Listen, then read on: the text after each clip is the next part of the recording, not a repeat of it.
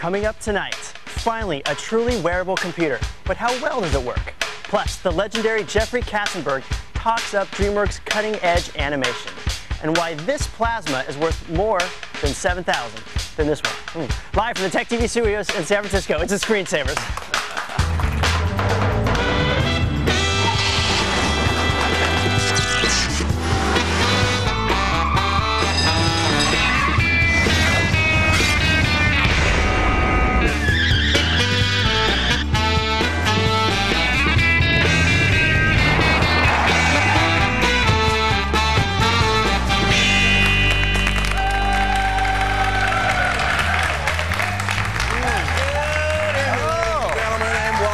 Screensavers. Wow. Speaking of screensavers, those fish look beautiful. We're going to talk a little bit later on. I'm Patrick Plasma Norton. screens. Leo Laporte on this side. We're going to talk about plasma monitors, what's Plasma good, what's monitors. bad, and what an extra $5-8 grand really gets you. You know, after all the money I spent on fish aquariums, I think just about a big monitor and put a screensaver on it. That thing looks gorgeous. You would have killed a lot less fish. That's true. Yeah, you know the truth. A lot less coral. This is the show where we help you get a load of what's going on in the world of high tech, the freaking and fascinating world of technology. And if that isn't enough, we're going to answer your toughest tech questions about, well, making the stuff you got now work. Empowerment. Empowerment. Living in the Nook today, the fearless Foo Fighter. Hello, Foo. Hi. Hi. How are you? Doing fine. Just call him today, 888-989-7879. Good call. Operators are standing by. He doesn't have to say anything. Do we ever call him Foo Fighter? Foo Fighter? No. I like fluffins. No, no, that's a bad idea. Nothing smells lovin' like fluffins in the oven. Yeah. So Sarah Lane, exactly. Sarah Lane, Yes. who told us earlier today that really her goal in life is to become a florist. Yes, Sarah's Flowers. Sarah's I'm going to Flowers. open it in Switzerland. It's already in the works. Really? I'm halfway there. You're going to miss this. But in the meantime, Yes. you know, before that whole dream comes to light, I'm going to be demoing the new Google Toolbar. I'm excited about this. Version 2.0. It's good for bloggers. You wouldn't think that, but it's actually making our lives a little bit easier. All us blogging enthusiasts out there. It's wonderful. Pop-up killers. It's got Pop-up autofill killers, for forms. autofill. It's great. Love this thing. More later in the show. All right, she's going to demonstrate it. And that's about it over there. Tech news? There's nobody else here, so we'll just go right over to the tech news. Internet. Oh, this is a big story. According to InternetNews.com, Senator Dianne Feinstein of California has introduced a bill in the United States Senate that would, I think, a very good idea, require business. Hi, Di. She's a beautiful lady. Will require businesses to notify customers. Close personal friend. No kidding. Yeah. We go way back. Is that why the cops always roust you? Yeah. No, I'm sincere. She's a very nice lady. She used to be mayor of San Francisco. That's how I know her. That's a long story. Anyway, she's introduced a bill that would require businesses. My friend, former mayor of San Francisco. News story. Okay. She introduced a bill that would require businesses to tell customers when the databases have been hacked. Well, this would seem obvious, right? So that if you have a credit card number, some personal information in a database, and a hacker gets in, the business is required by law to tell you. Well, now they don't tell you. Right, you know, it's basically like, well, we don't want to make anyone nervous. Right, don't make me nervous, but subject me to have my credit rating and/or my credit cards hacked or abused. This doesn't go far enough. Maybe they should go farther, you think? Yeah, employers should be required to tell you when they've been hacked. That's true. Yeah. That's a good point. It's called the Notification of Risk to Personal Data Act, or NORTPDA. That just rolls right off the pallets.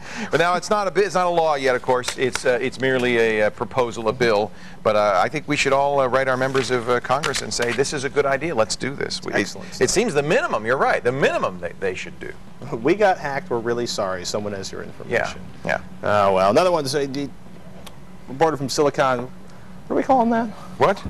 Huh? Reported from the Silicon Valley last Thursday. I'm having reading issues. 300 companies, including Ariba, Global Crossing, Transmeta, Red Hat, MP3.com, Globe.com, agreed to return $1 billion. This is an odd story to investors for rigged IPOs during the internet. Wait a minute. They're going to return money to us because they rigged the IPOs during the boom? And the story's a little rough. I read a couple of the stories from Thursday. And in a lot of cases, they mentioned that tech companies were associated with it. And tech companies. But you just mentioned Transmeta, Red Hat. I'm just reading what's on the sheet. I haven't seen any of these Globe? names in print. Some say it's the biggest fraud case ever brought against Wall Street firms and companies that benefited from the IPO bubble. Allegedly, investment bankers and Bubble era companies had secret arrangements We like secret arrangements. They artificially inflated stocks benefiting early investors at the expense of investors who bought the shares after they had sold. A huge victory. Yeah, but it's, you know, this is not anything that is particularly, you know, it's nice to know that they're getting nailed for it.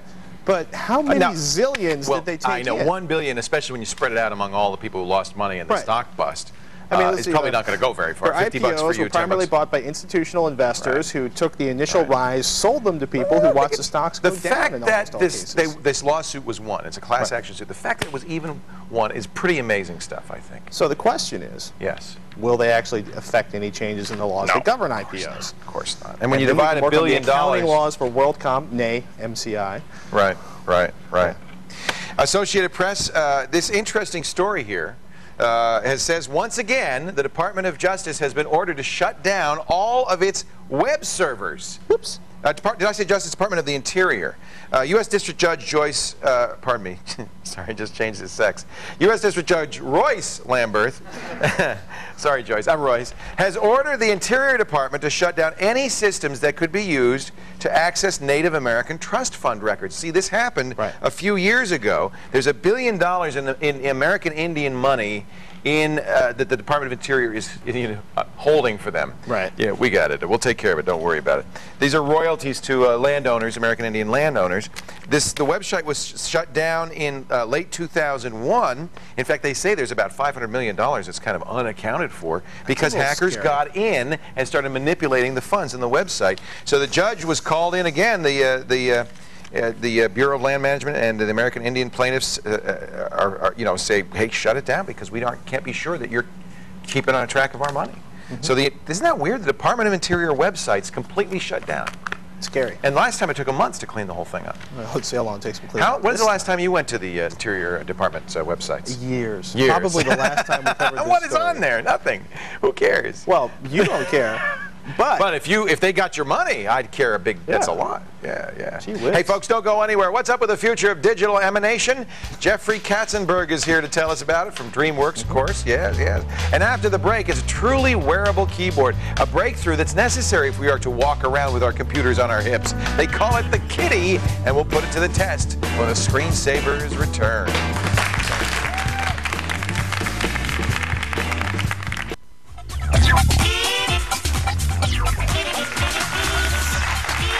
That's our old buddy Richard there. Richard's 9 years old in the audience today. He's going to be taking the A+ test for HTML. You're going to do good? You're going to pass? Give me a thumbs up. Yeah, thumbs up. He's going to pass it. That's pretty impressive. Pretty amazing. Did you enter TechTV's Digital Dig sweepstakes? Then mark your calendars to find out who won the big $100,000 Tech Makeover. Watch the screensavers Friday, July 11th, 7 p.m. Eastern, 6 Central to see who will get that $100,000 Tech Makeover only from TechTV. Well, you know, if wearing wearable computers is the goal here, I guess we could put the displays on and sunglasses and the computer on our hip pack, but how are you going to do data entry? Our next guest is on the right track with a QWERTY-style keyboard that you wear on your hands. No table necessary. A researcher in the Department of Mechanical and Aerospace Engineering at UC Irvine. Now, Karsten Mehring joins us for a demonstration. Hey, Karsten, I'd shake your hand, but I'm afraid of what it would say. I can shake your hand? Shake my hand, so don't get any entry. Doesn't do anything? Doesn't do anything. That's interesting. Now, first of all, what is your real job? By trade, I'm a fluid dynamicist. I do a numerical simulation of airflow, combustion flow, and gas turbine engines and things like that. Well, how'd you get into changing new style keyboards? How did you get into that? Well, I drink coffee a lot, so on my way to the cafeteria, it takes me about 10 minutes. And I'm a little bit of a workaholic, so I would like to work during my work. You want to take your computer with you as you're walking over to get a cup of coffee? So I have a wearable computer, I have my wireless card, and I can access my simulations that I run while I go for my coffee. But the problem is data entry, and I didn't find any device that suits my needs. And they've got keypads, of course. You could do like graffiti. You don't like that? Takes too long. Dictation. How about voice dictation, something like that? I don't want to walk down the street and people look at me funny when I talk to myself. So. That makes sense. So you came up with this idea? Yeah. So the idea is to be ultra portable, to have a high speed of data entry, which I need. Right. I'm a touch typer. I can enter data very fast on my keyboard. I wanted to have that advantage when I work also. Well, show us how this works. These are prototypes. This is not what it would look like in the final edition, but this is a working prototype. This is a working prototype. I don't know if we want to talk about this. We'll talk about it in a little bit. Now, so these are the gloves, and they have switches on the fingers, and we have it hooked up to a laptop computer. So I can just type. And you're typing by tapping your fingers. Yeah.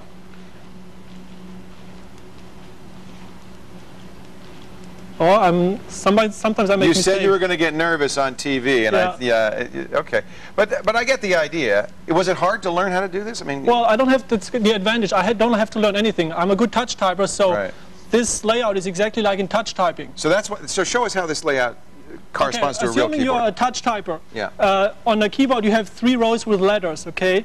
Accordingly, I have 3 contacts on my inner thumb. Each of these contacts represents 1 row of the keyboard. Now in touch typing, all the fingers type 3 letters, except the index finger. Yeah. They type 6 letters. So I had to add 3 additional contacts on the back of the thumb.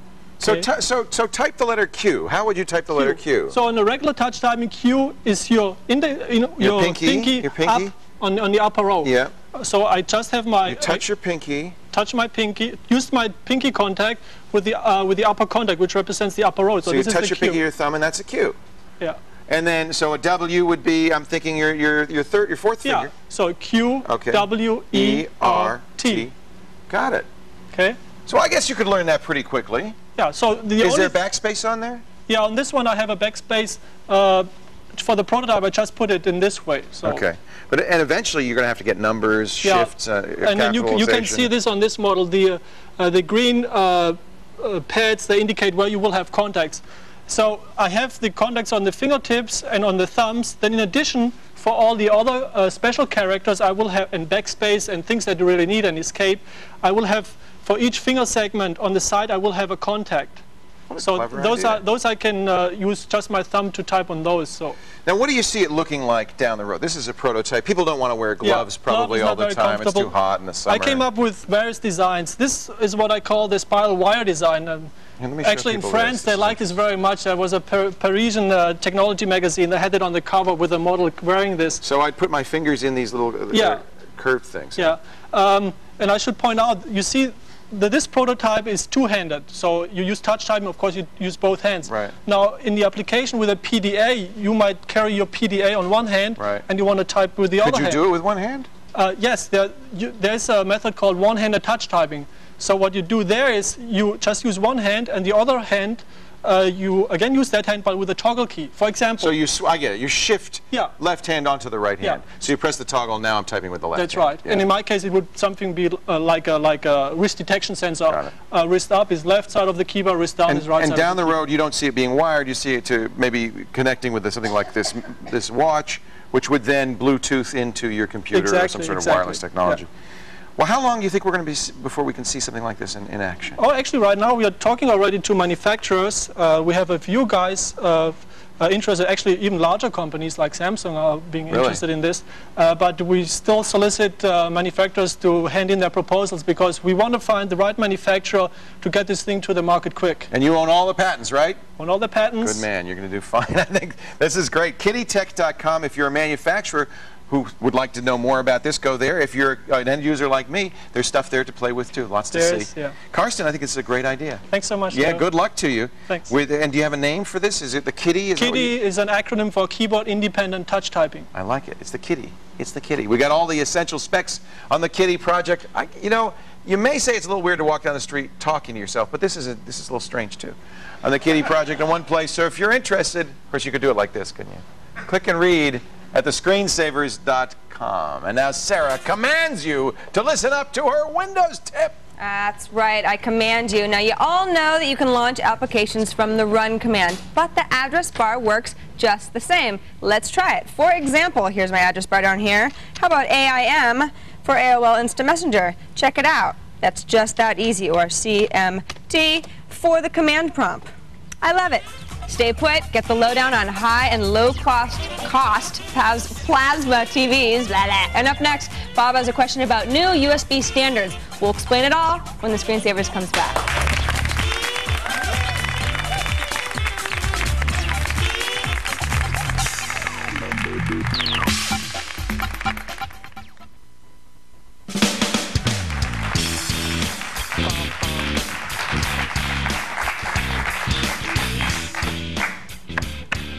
I'm sorry, just enjoying the music. Don't forget to register for this week's Screensavers LAN Party. It's powered by NVIDIA. By NVIDIA. We're going to play, I think, Unreal Tournament 2003 this time, the full commercial version.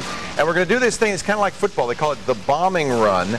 Touch football, though, instead of touching somebody, you blow them away with your rocket launcher. Tiny portable Slight difference. And you can fumble and you can offense and defense. Go to the website, click on Join Our LAN Party, register, and get the links to download the latest updates and that bonus pack, the free bonus pack you'll need to play that particular mod. And we'll see you on Thursday for the Screensavers LAN Party. You must register to be invited to play. And not everyone who registers gets invited. It's very exclusive. But you won't get invited if you don't register. It's very exclusive.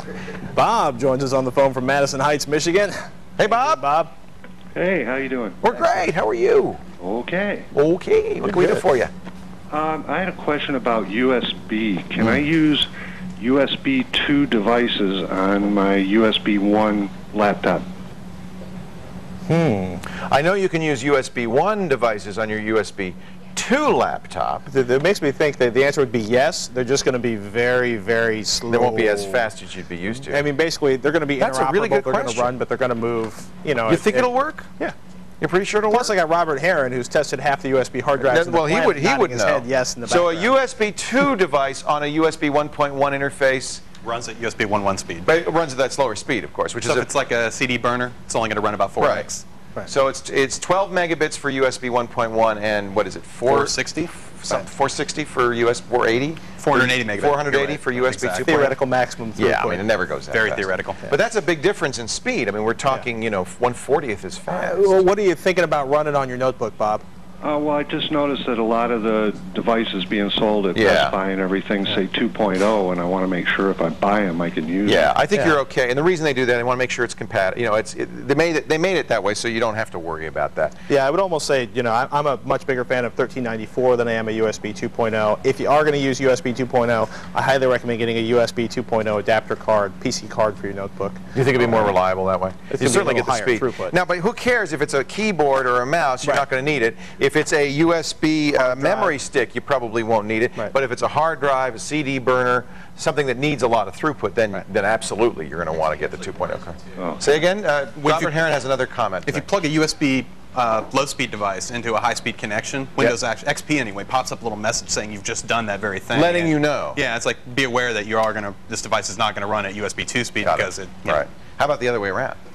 Same deal. Does it say you're plugging a USB 2.0 device into a 1.1 socket? It probably wouldn't say a darn It doesn't thing. know. No. Because it looks just like a regular USB 1. It's only a USB 1 port, That so it's makes going to sense. function at USB 1 speed. We're glad Robert was here. Hey, thanks, Bob. Does that answer your question? Yes, it does. Thank you very much. Good deal. Thank you for calling.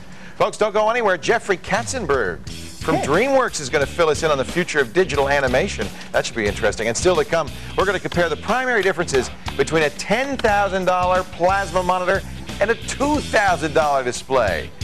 Which one would you pay for? When we're back in less than 3 minutes. Stay here.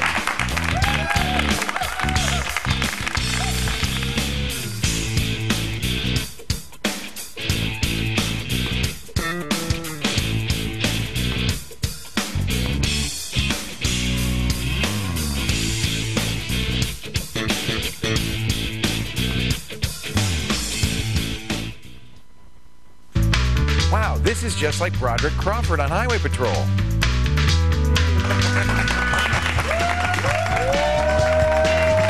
Welcome back to the Screensavers. I'm Patrick Norton. Coming up in this half hour, we'll demystify the Sunday tech ads and the real deal. Plus, Google is giving its toolbar a makeover. Sarah's going to give you the scoop. Now, what we're talking about here, plasma display panels, gas plasmas. You can get, well, it's easy to go from about $3 grand, the bottom line, the gateway product they've been talking about left and right, up to tens of thousands of dollars, or maybe 10 or 20 grand. Here to explain some of the major differences, TechTV Labs technical analyst Robert Heron. Robert, have you been outside in the last 4 or 5 months? Not often enough. I was going to say, because, like, you know, you've been on vacation even, and you still have picked up no. No, I haven't even done vacation yet. So I've got 4 weeks, man. How many use some of that? How many plasma monitors have you played with in the last few months? Oh, that's a good question. Between large format LCDs and plasmas, at least 10 or 12. You're starting to get a little familiarity with these. And a lot of and you really have to do that, and side-by-side comparisons are really good. We've gone into a lot of stores too where we couldn't get a hold of a particular plasma to just look at them side by side and see what they actually set up in stores in terms of how they present them to customers. And a lot of companies are actually doing good in terms of doing better presentations and describing differences. Very cool. So we got 2 plasma monitors here, gas plasmas. We got the $3,000 gateway, which has been pretty much everywhere in the last few months. Let's pull back to a shot where we can see both these screens at once. One of the best-selling plasmas right now, too. I mean, it's just Gateway did the right thing by providing a cheap gas plasma for people. That's a 42-inch gas plasma. The Philips is running a 50-inch gas plasma. 50-inch. And that's one of the big major factors in determining price for any plasma is first the glass size, the actual element you see glowing in front of you. Got it. 42-inch is always going to be cheaper than a 52-inch, usually. Just bigger piece of glass. Bigger piece of glass. They go up as high as 63 now. Samsung actually has one. So how much is that puppy? About 18 grand. That's a lot of money. Yeah, it's a big piece of glass. One of the big things to see between these two, if you take a look at them, is the resolution. Definitely. And in this, it might be a little difficult to actually see a difference between these because there's some motion to it, and it's close to video, even though this is computer generated. This is the fish tank deal. And for Philips, of course, you know, I mean, you put them side by side. Hard to tell the difference. It is kind of, until we look at things like the desktop itself. And we just hit the escape key on that. And so we're running these on computers rather than... Just hit that end DVD thing in the corner there and get that out of the way. Yeah. And when you get to Windows desktops, when you talk about resolution, this is where it really kicks in. A display like this is less than half a megapixel, about, say, 800 by 480. And a display like that will give you about 1370 by 768. So you've got it's kind of like we're talking about megapixels. You've got a much denser... over 1 million active elements on that display, and this one has under 500,000. So you're talking over twice the resolution on a panel like that, which when you're talking 3 times the cost, you know, that's one of the things that really determines absolute value. Also notice the dot pitch looks to be a lot tighter on this monitor than that one. Just by increasing the resolution per given size, you know, if you can increase that, that's going to squeeze the pixels together and make them smaller as well.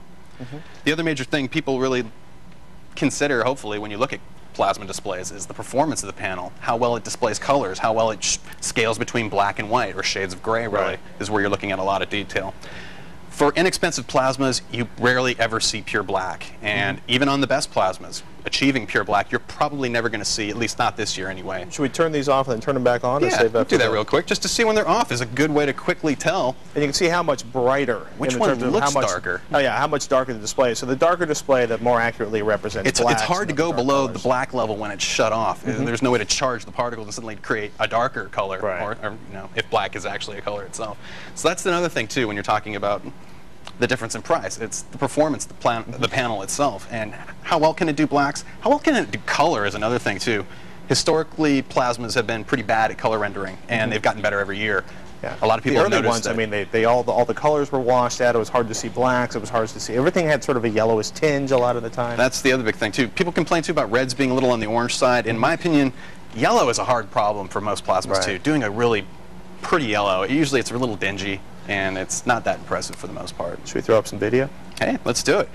When you're talking about moving video, that's another thing. Most people don't realize that DVDs aren't high definition. Let's get that out of the way right now. They're not even close. And when you're talking about displaying a movie on a low-end plasma, guess what? Even the $3,000 plasma has more resolution than your average DVD out there. So when you're playing them back side by side, well, actually these are a little off in terms of where they were. Let's right-click and pick a chapter in here real quick. You pick a chapter. Chapter 13? 13? Say what? Go. Well, that's a pretty awful picture to put up there. Sorry about that, folks.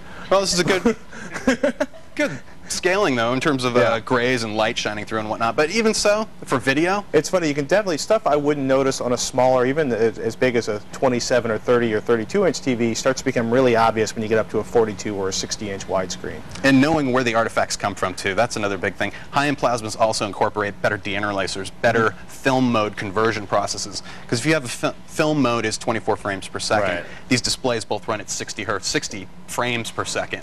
So they have to convert all that video to fit the native format of the panel itself. That becomes a major problem when you're talking regular broadcast or cable NTSC. Definitely, and especially with NTSC, interlaced content on a plasma can look really bad really quick. And this has a built-in tuner too as well, speaking where you can just plug your cable straight into it. That adds to the cost of it. And like we were saying, effective deinterlacers, effective film mode conversions add to a cost of display. I got to admit, you know, from 10 feet away, both these look pretty good playing video. You've said you've had a lot of good times playing video games on them. Definitely. So I'm thinking for the extra $5,000, you get a more subtle display, you get deeper blacks, you get a tighter resolution, and probably a little better color for the LED. You want to shoot back to the desktop real quick, just to take a look at an icon even. You're talking native resolution on this panel. This is actually a desktop matched almost perfectly to the resolution of the Philips panel. Where on this one, if you even take a look at each recycle bin, you see what I mean. When you just have less resolution to be able to scale the image up, it just doesn't look as good. And it's kind of hard to do a tight end on that, but it's just easier to read. If you plan on putting one of these devices in a home theater PC environment, or you really will, you're getting HDTV, you're going to be watching it. Got it. The higher the resolution is going to give you better matching for that format. Ladies and gentlemen, Robert Heron, TechTV Labs analyst. You don't want to miss this breakdown of plasma display features. Hey, you know what? The low end, there's some pretty good stuff out there, but if you want to know what you get for the extra thousands, check it all out at thescreensavers.com. Now, we're going to kick it over to Sarah, who's going to share a little web tip with us. Thanks, Patrick. If you really want to be a screensaver, you need to dress your PC up, people. So today, let's download our wallpaper of the Screensavers logo. From our website, right down on the left-hand side, click About Us. And then up here in the middle of the top is our free TSS downloads page. You can choose a TSS background that looks just like this one. Choose the best resolution for you and enjoy being a screensaver.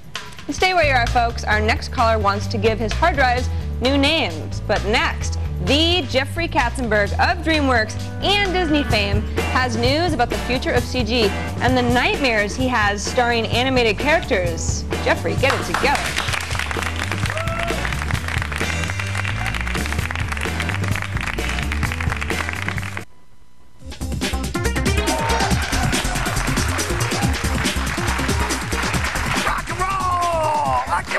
He's the man responsible for reviving the Disney animation empire with movies like The Lion King and Beauty and the Beast. Be our guest, put your troubles to the test. And now he heads up Dreamworks with Spielberg, Geffen, and Katzenberg, SKG, Dreamworks SKG, a studio that's produced such hits as, remember, Ants?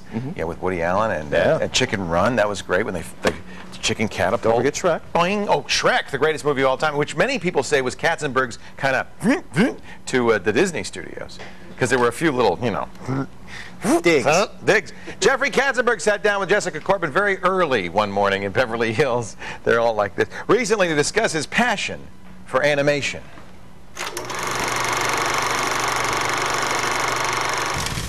Jeffrey Katzenberg, you are the co-founder of Dreamworks SKG, K being for Katzenberg, and the king of animation. Tell me, how far back does your passion for animation go? No, it actually started in 1984 when I first arrived at Disney. I remember my first week at work. Michael Eisner and Frank Wells said to me, "You see that building over there? That's where they make animated movies, and it's your problem." Interesting. And what's your background? None. I didn't study animation. I'm not a student of it. I'd become one. But it literally was, this sort of stepchild that nobody really wanted to deal with. So on Sinbad, you use digital animation. What is that? It's a marriage of traditional hand-drawn character animation in a fully, CG world. If you think about it, when George Lucas makes Star Wars, he's actually making a tradigital movie too. He has live-action actors, and then everything is a digital world. How do you determine what storyline gets what type of animation, be it traditional or CG? The one thing that computer animation doesn't really quite get right yet is humans. The sort of holy grail of techies in animation, has been photorealism. And it actually doesn't work. So we've relied on 2D character animation when it was necessary for really very, very emotional, realistic characters. How do you pick a story? We've gone pretty far afield at DreamWorks, from doing a very serious movie like Prince of Egypt, to a satirical movie like Chicken Run, to a reverent movie like Shrek, and now suddenly doing Sinbad is the idea of doing just a flat-out kind of adventure comedy, and really unlike anything we've made, and frankly, nobody else has done anything quite like it. How How involved are you in the animation process? Are you right over people's shoulders? Do you draw? Do I draw? No. Well, I do, but it's like a joke. You know? I mean, because honest God, I like to draw stick figures in it. Right. They're infamous, my drawing. With the newest technology, do you think artists will lose their jobs? No. I mean, you know, we've taken the entire crew of the true digital crew of Sinbad, and that entire crew has been retrained, you know, into, you know, working in CG. And by the way, in less than 6 months, they turn out to be among the most talented people that we have. So this is a long process. What frustrates you most about building animation films? It doesn't frustrate me. You know, You're amazing. It is actually just it is kind of a contradiction in that, you know, I don't think that if you asked 100 people that know me and you know you just said, okay, well, name say 4 attributes of Jeffrey. So that'd be 400 attributes, right, from 100 people, right? I don't think a single one would say patient. Not one, I would think, would say, yeah, I think Jeffrey is really patient, you know. But that's the thing that's so amazing about making these movies is that it takes extraordinary patience because it is a real long haul. Do you dream about these characters at night? Do they just infiltrate your mind? Sometimes, nightmares. You know, when they're not working, nightmares. So, you know, once they're done, in a way, they're like children. You know, you know, there's a time in which they grow up, they go out into the world. That's the reward for making them, you know, is to stand in the back of the theater for Sinbad and, you know, watch, you know, a couple of 100 people get enthralled with the movie and go on this journey that you've created for them. Pretty cool, huh? Yeah, my kids can't wait to see that. I can imagine. Yeah, Brad Pitt, Catherine Zeta-Jones, good cast. Sounds like it's going to be a good movie. It's kind of funny, though, because Brad Pitt got to be the cartoon pirate, and Johnny Depp got to be the real pirate. It's interesting thoughts. Do you wonder if, like, they're like Brad's like, why I oughta? Katzenberg's fascinated by animals, you know. And he talked at length. I don't know where that came from. Just came out of my mouth. And he talked about length about a new project he's lined up inspired by Siegfried and Roy. Yeah. The Vegas. I'm not hallucinating, am I? No, that's what it's starting July 2nd with every children's ticket of Sinbad sold. Dreamworks will give away a limited edition read-along CD of Siegfried and Roy's honeymoon storybook. Actually, that's Shrek and Fiona. Oh! Sorry. Shrek and Fiona's honeymoon storybook. The CD picks up where the full-length Shrek movie left off. For all the details and to catch the entire interview with Jeffrey Katzenberg, head on over to our website at thescreensavers.com. Did I tell you that Jeffrey Katzenberg is a real animal fan? Really? Yeah. Did you know that Paul Allen was heavily invested in we should mention that. Yes. Yes, he's one. I think the number one investor. We should disclose this. He's the top investor in Dreamworks SKG, which has nothing to do with this at all.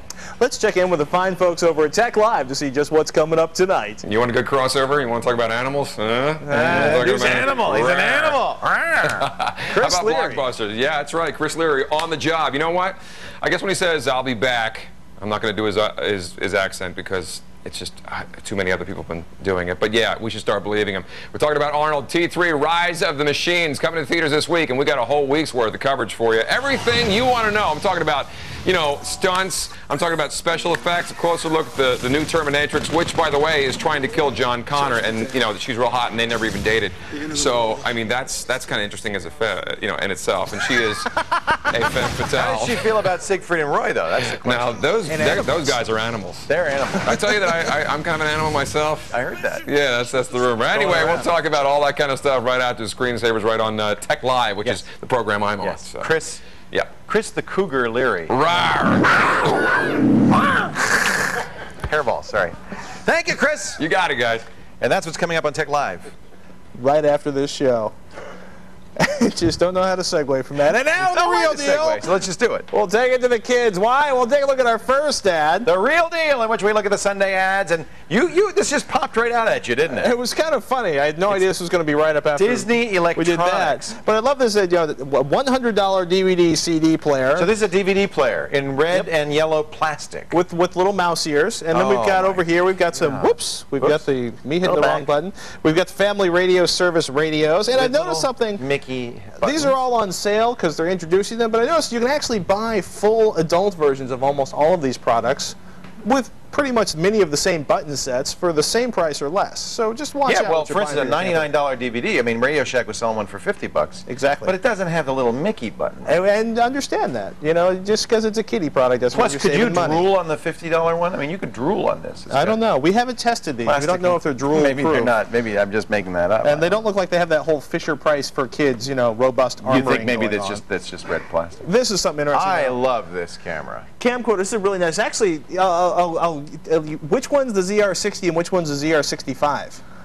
They look exactly the same. And that's kind of funny. Canon and Sony both. The TRV series are the most common, inexpensive mini DV camcorders from Sony. The ZR series is the commonly found. 65 is the newest one. Well, no, because there's like a ZR60, 65, and like an 85. There's 3 to 5 versions of each of these that have roughly the same body.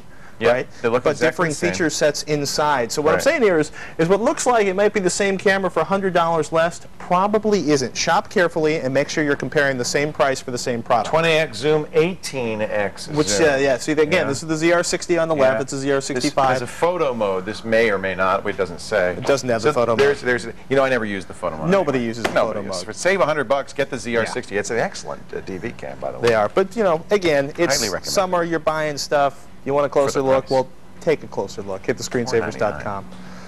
We are the Siegfried and Roy of tech. Many people call us that. Yes. And now Fearless Foo will tell us about our next caller. Fearless Foo. Yeah, wow. I'm trying that out. That's why I tell ladies. How about Foobad?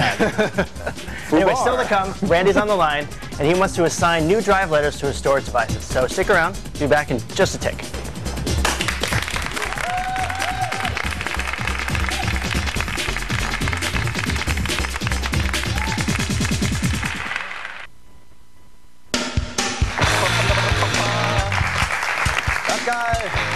Richard has his little bouncy ball. Randy on the phone from Murraysville, PA. Hello, Randy. Hello, how's it going? I'm going, well, good, you know, because Karen and Kathy gave us fish. Salmon. We have sockeye salmon. In a Samador. I'm sockeye the salmon man. So we're doing great. Thank you, Karen. Thank you, Kathy. It's very nice. Very nice. What can we do for you, Randy? I need to find out how to change the letters on hard drives. Paint. No, yeah, it depends on the operating system. It's very 98? easy. Huh? 98. Oh, I was going to say it's very easy to do in Windows XP. You just right-click on the My Computer, select Manage, we're going to the Drive Disk Management program here, and you can literally right-click on a drive and change drive letters and paths. Just that simple. In fact, all versions of NT I think have that capability. Right. But 98 does not, except on removables, right? Right. Removables, you can usually assign the drive by right-clicking on the if you go into the system properties, the device manager, you can usually right-click on it and assign a value to a removable hard drive. That would be a CD, hard drive, though. A zip drive, a jazz drive, that kind of thing. It's been so long. Is it F-disk when you assign it? No, you can't. And the reason is in Windows 98, it's very rigid about drive letter assignments, mainly because it has to boot from the C drive. It just has to. Whereas NT can boot, you know, XP can boot from the K drive if it wants. But 98 has to boot from the C drive. So the way 98 and ME work is the master drive, you know, you may have a master and a slave. The primary partition of the master drive, that's C. No ifs, ands, or buts. Then it goes through all the primary partitions, C, D, E, F. Then it comes back and does the logical partitions, whatever's left over. And that's pretty much, as far as I know, fixed in stone. I don't think Partition Magic will allow you to change it. Partition Magic can do it. Can it do it? Because I know it had a feature in Partition Magic that would allow you to change the registry to fix that. But will it allow you to change those drive letters permanently? Anybody know? Kevin, do you know? Partition Magic in Windows 98, will that allow you to change the drive letters? Ring a bell. It's been so long. We're all just left behind because we haven't used 98 in, wow, 6 months. Here we go, annoyances.org. Annoyances is a place. He says, I don't know. Annoyances.org. Windows 9 PlayStation 2, I'll hack it. Windows 98, 95, and ME only allows configuration for those drives controlled by drivers, the second type mentioned above. That's why removables. By editing the registry directly, you should be able to change the drive letter assignments for any type of drive. Wow. It is extremely important that you back up your registry. So I wouldn't recommend this, frankly, Randy. It sounds like trouble awaiting. It's for the slaves. Yeah, unless you're really hardcore and really want to do this. It's removable ones that you want to change. You want to change the CD-ROMs. You want to change the zip disks. That's okay. Because those you want them to be lower down or whatever. Does that make sense, Randy? Okay. Yeah, I would not do it. But if you have to, we'll give you this link. We'll put it in our show notes. Yeah. Designate your own drive letters for the bold at heart. Okay, thank you. Thanks for the call. We appreciate it. Your data. Yeah, really. I mean, you know, that's scary. It's time for an update to an old favorite, the Google Toolbar, and it's Sarah's download of the day. So take it away, Little Lane. Little Lane. Little Lane. Yes, the Google Toolbar. You all know it. You all love it. We've talked about it a million times, but there is a new beta version with even better features, so I want to update you. Now, let's take a look at it. This is the Google Toolbar. Basically, all it's letting you do is what you would do on the Google homepage. It's just that it's in a nice little toolbar on every page that you would open. Besides that, so here I'm at my blog, blah, blah, blah. Besides that, we have 3 new features. We have this pop-up ad blocker. We have an autofill. Oh, dear. Let's go back to here. Autofill and this blogger icon. Now, the pop-up ad blocker is pretty much explanatory. I've had 4 pop-ups that it has blocked for me. Thank you. I love it. Okay, now autofill, for example, if, you know, on cheap tickets here, it's not working. It was working like 2 seconds ago. But basically, let's go to my, I seem to have hung up. If I go to my options in the Google Toolbar here, okay, my entire screen's hung up. But if I went to the options, I could fill in things like Sarah, Lane, my address, my email address, all the things that I keep filling out all the time that it asks me to do, fill in stuff. Here we go. If you look at the toolbar options, I can add all this stuff that I'm pretty much always writing in. So now, in the autofill area, on this site, for example, it'll ask for my email address. So if I press autofill, it'll just fill that in for me. That's good. Now, the blogger icon is very interesting. Basically, what it's going to do is create an automatic link if you use Blogger to the page that you're on. Now, for some reason, we're going really slow here, but if we weren't, the URL would pop up. I could add in a little something that said, you know, this is my favorite place to get cheap tickets, press return, and automatically at my, you know, blah, blah, blah, blah, at blogspot.com, it would be updated. But only with Blogger. Only with Blogger, but there are a lot of Blogger users. In fact, we recommend that for, you know, if you're a new blogger, that is one of the places that I say it's great to start. I mean, you could start a blog in 5 seconds flat. If you have the Google Toolbar, you can update in 5 seconds flat. So if you want the new Google Toolbar, I don't know why you wouldn't. Go to my download of the day at thescreensavers.com. Consider yourself saved. Even though you didn't see it here, you'll see it there. Well, it is beta. I mean, it's not a final version, so it may. And I don't know whether it's our connectivity that's a problem. Yeah, I think it might be us. I don't know. It was working a little well. Has it been pretty reliable on your desktop? Totally. Yeah. Totally. It's been, the blogging feature is great. That's a great idea. It's great. I wish, you know, the Blogger API is common to a lot of programs, including movable type. I wish they'd support movable type, but of course they own Blogger. Well, yeah, it's kind of tricky that way. Thank For you, Sarah. some of you, you're going to be really happy with it. Very cool. Thank you. Sarah, by the way, stay where you are. Sarah is going to check out our inbox, look for some mail. Yeah. Maybe we will answer it at the stairs right after this. Stay here.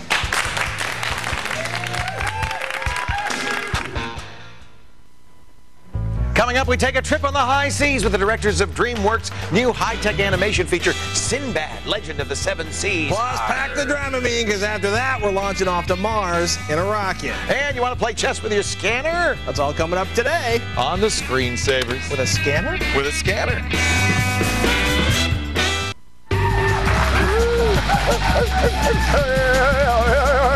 Be sure to catch tomorrow's show. Tim Johnson and Patrick Gilmore, the directors of Sinbad from Dreamworks, talk about the challenges in creation of a 2 and 3D animation in one movie. Plus, find out how NASA launched a rocket to land safely on Mars. This time they are going to do it. It's a very cool video of that. And an invention that lets you play chess using your scanner and your computer. Very cool. Neat project. It's all on tomorrow's show. It is a little odd. Yeah.